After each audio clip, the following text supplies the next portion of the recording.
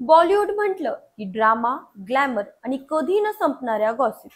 कधी कोणाचा ब्रेकअप, कधी कोणाचं लग्न, तर कधी कोणत्या सेलिब्रिटीने काय केलं याच्या चर्चा रंगतात.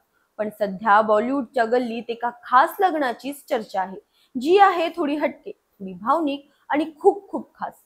कोणाचं लग्न? तर बॉलिवूडचा चॉकलेट हिरो आणि दिवंगत अभिनेत्री स्मिता पाटील यांचा मुलगा प्रतीक बब्बर. पण आता तो प्रतीक पाटील नाव लावतो. पण थांबा, ही लग्नाची गोष्ट तितकी साधी नाही.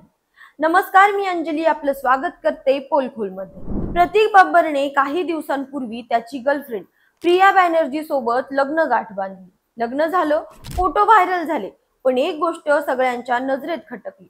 प्रतीकच्या लग्नात त्याचे वडील राज बब्बर आणि भावंड गायब होती. आता बॉलिवूडच्या चाहत्यांना गॉसिप हवी. मग चर्चांना उधाण आलं, प्रतीकने का बोलावलं नाही? कुटुंबात भांडणं आहे का?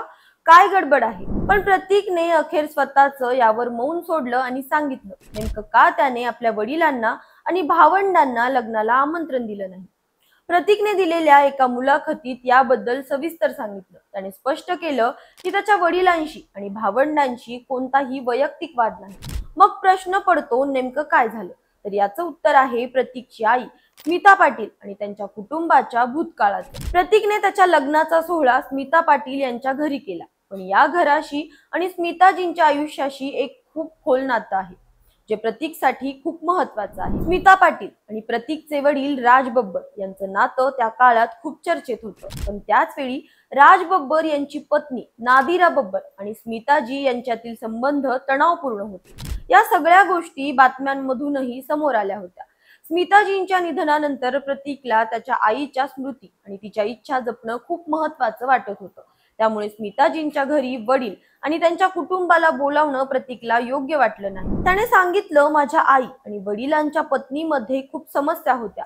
त्यावेळी अनेक गोष्टी घडल्या.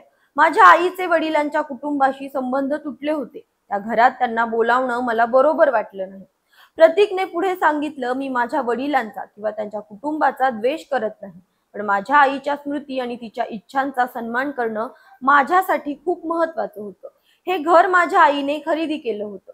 सिंगल मदर म्हणून तिला मला या घरात वाढवायचं होतं.